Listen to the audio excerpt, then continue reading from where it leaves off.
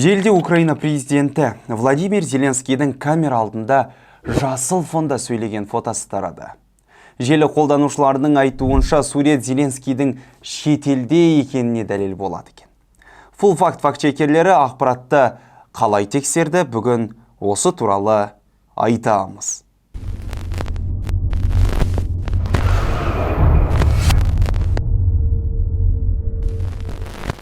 Біріншіден, фото фейк емес. Бірақ Зеленскийдің жасыл фонда сөйлеуі оның шетелде екеніне вообще дәлел бола алмайды.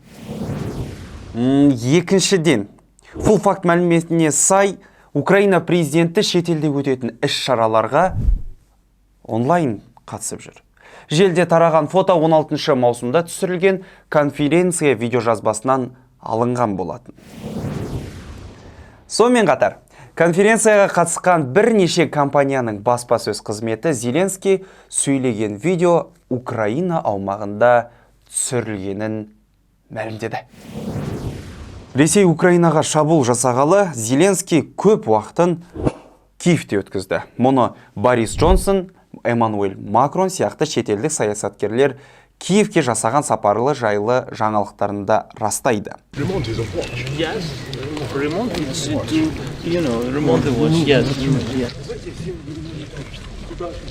Бұдан бөлек, 7 шілдеде Зеленскийдің Киевте ақш сенаторларымен кездескені хабарланған. Құрметті достар, бүгінге осы. Зеленский шетелде екені ақпарат толығымен фейк болып шықты, яғни жалған. Бізбен бірге болыңыздар, парақшамызға тіркеліңіздер, фейкқа алданбаңыздар. Біз сіздерді келесі кезекте күтеміз. Пиу-пиу.